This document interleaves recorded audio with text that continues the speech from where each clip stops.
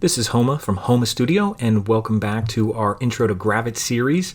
And we're going to be working with the online vector application Gravit. And this is our second video, and our first one might have been a little boring. This one will be a little bit more fun. And what we're going to do is we're going to work with compound paths. We're going to do some path editing, and we're going to work with gradients. And here's an example, a finished example of what we're going to be working on. We're just going to make a vector pear and a vector apple, and we'll put it all together using some compound path operations like union, subtract. We can even use intersection, and we'll edit some anchor points, all in an effort to introduce you to the Gravit interface if you haven't used it, or if you're transitioning from Illustrator because you're working in an online environment. So let me just show you this example before we jump into it, because we're going to do it from scratch. Basically what's here is a few pages. There's an apple page where we made an apple, a pear page where we made a pear, and then finally there's an apple and pear together. I also put an apple and pear together with no gradients on, because if you want to open this up in Illustrator for any reason, the gradients do not translate very well. So you can export a PDF from here and actually open it up in Illustrator as long as you don't use gradients. That's the only thing that won't translate very well from Gravit to Illustrator, but you can do that. So what we have here, going back to this apple and pear, if we just look at outline, we just have a couple paths. We made this pear shape out of two circles. We made this apple shape out of two circles. We subtracted a bite using a circle. We made a leaf out of two intersected circles. You could even make an oval and edit the anchor points, and our stem shapes were just made from a rectangle that we were able to just bend the line segments a little bit. So we're going to go over that. So this is our sample. So I'm going to make a new document. So I'm going to go File, New Design, and I'll start off with 8.5 by 11 portrait again, just because it's the Illustrator default. So I'll just use that. And notice it's still in inches, and I still have my rulers. And if I go to View Canvas, I can show my rulers if I don't have them, but I don't really need them right now.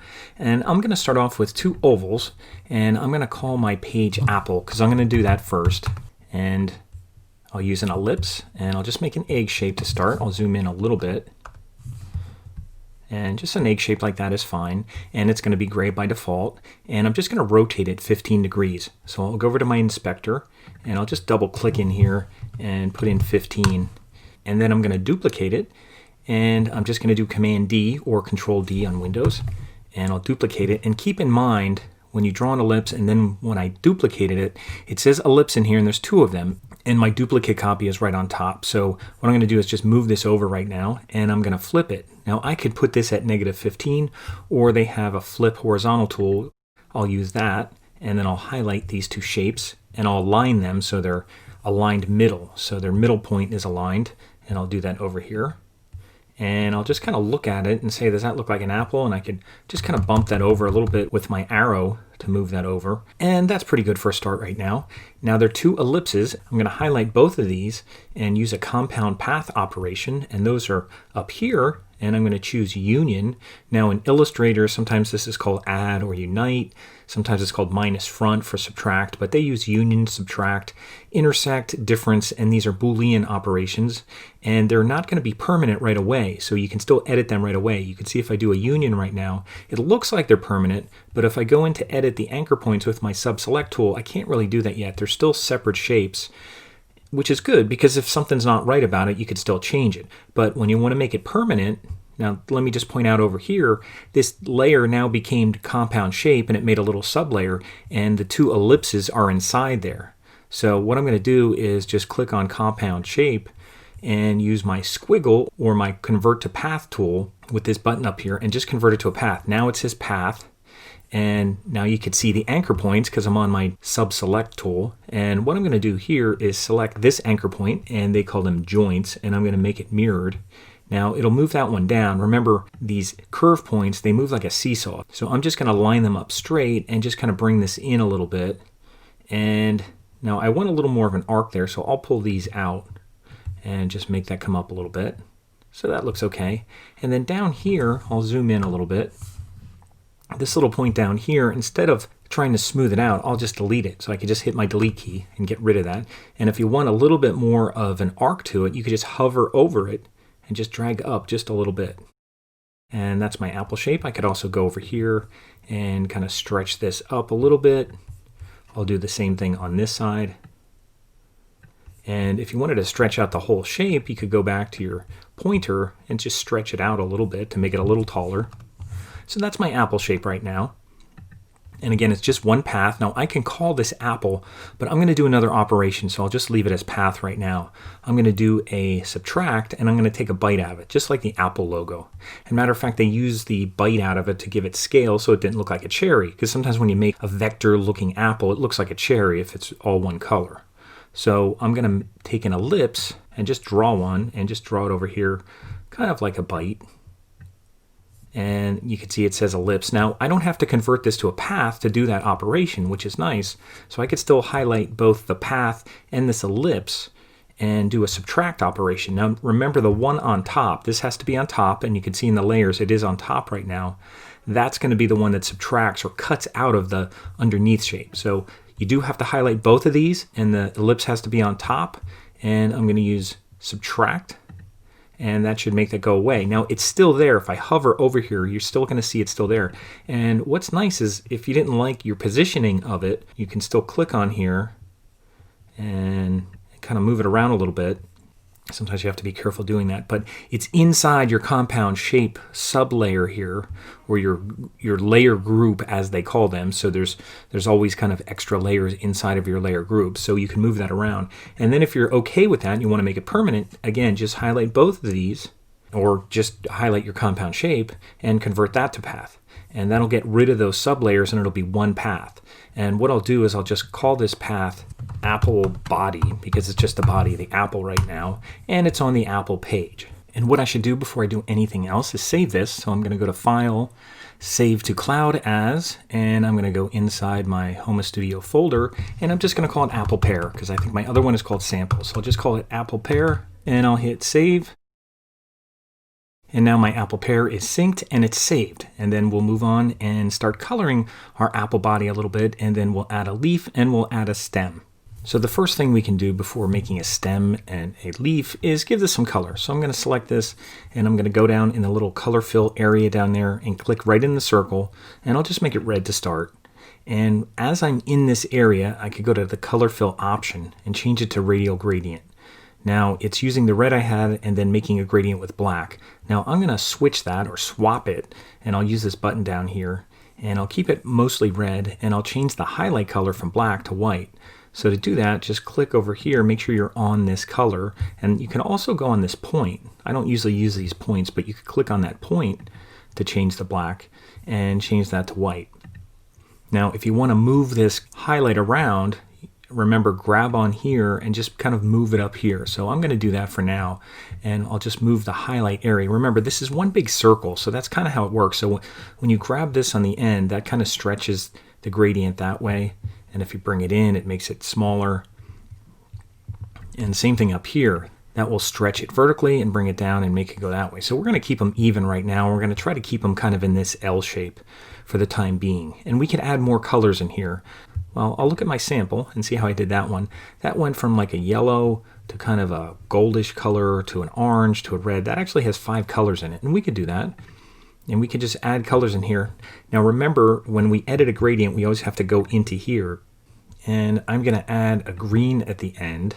So I'll just click here, slide it to the end, and I'll just go to green, and I'll give it kind of a darker green for now. And then I'll go right next to the white, and I'll make that yellow. And then I'll go in between here, and I'll make it orange. Now it is kind of orange already, but I'll just pick an orange color in there. Now that doesn't look good. It looks like kind of tie-dye right now. So we're going to move these just a little bit. Now you can move these out here, but I'm just going to stretch this whole thing out, and then I'll stretch the whole thing up a little bit to kind of get more of a look like that, which looks better already. Now some of these colors you could change a little bit. If you want it more of a kind of gold color, you can move this a little bit towards the red, and that's what it did there. So I'm moving the hue slider here, just moving it down just a little bit.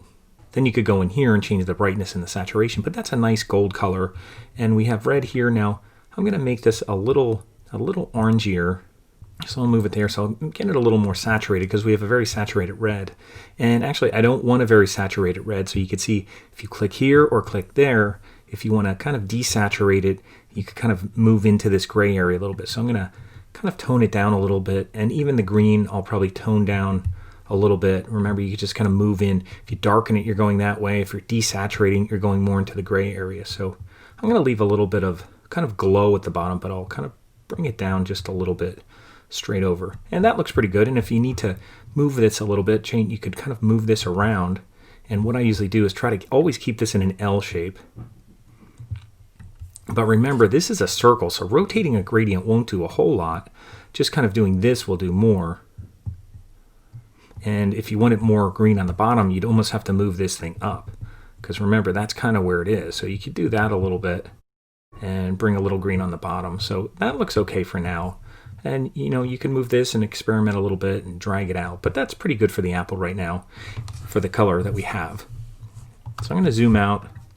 And what I'll do next is I'll make a leaf and I'll make a stem, and then we'll stop there. And then for part 2, we'll do the pear. So I'll zoom into here and I'll make a leaf. And I'm going to do that just to demonstrate with 2 circles or 2 ellipses. So I'm just going to make an ellipse, and then I'm going to option drag so that they overlap. And if I highlight them both, you can see this is the overlapping shape that I'm looking for, that kind of shape right there. And I'm going to get that from an intersect. So I'm going to use my compound path operations and use intersect. And again, it's a compound shape, so it's not permanent yet. If you want to make it permanent, just convert to path. And you could leave it like that. But what I'll do is I'll make a green first, just so it starts to look like a leaf. Just make it darker green. I'll probably put a gradient on it. But if you want to edit this a little bit, now that you made it a path, and I'll call it leaf,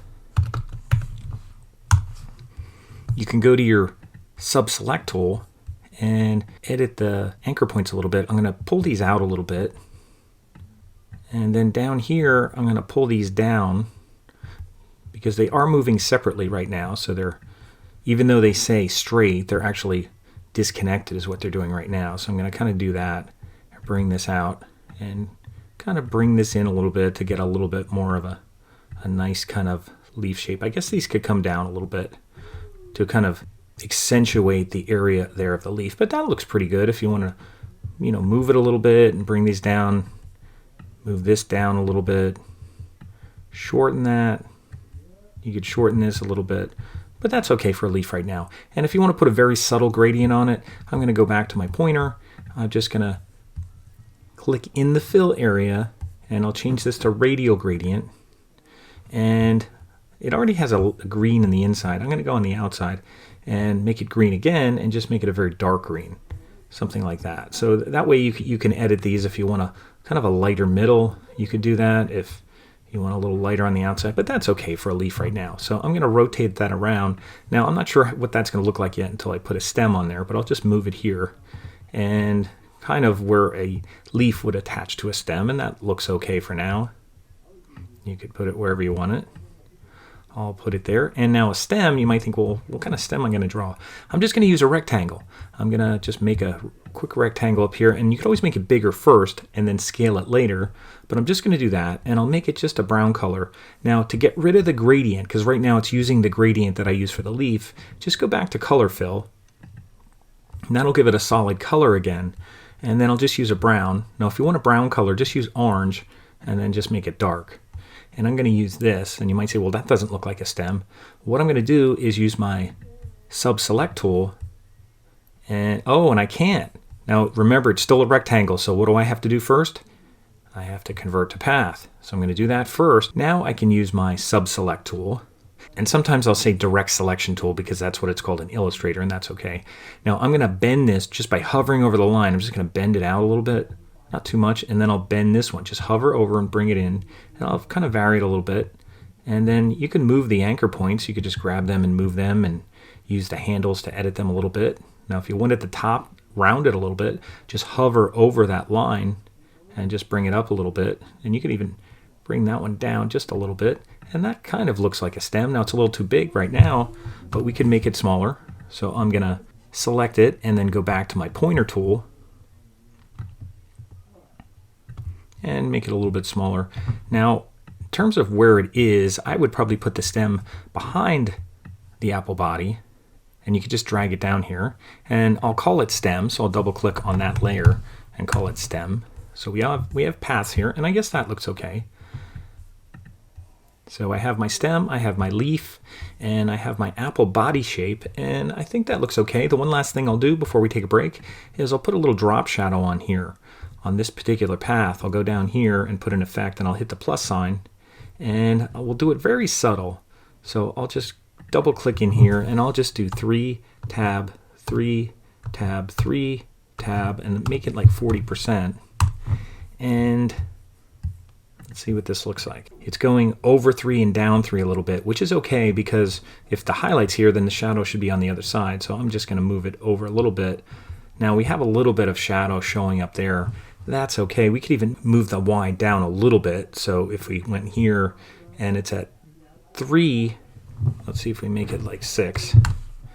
You can move it down a little bit. That's probably too much. So I'll just kind of go in between and do 5. And that should be okay right now. You don't want it too distinct. Even if you want to go down and even make it 30%, that's fine. And that looks okay. So just as long as it doesn't show up in the white area, but that looks okay for our apple right now. So you could also put a gradient on that if you want to, like make it brown to black a little bit, so it's a little bit darker on that end. If you wanted to, you could go here, and I'll just do it just to see what this looks like.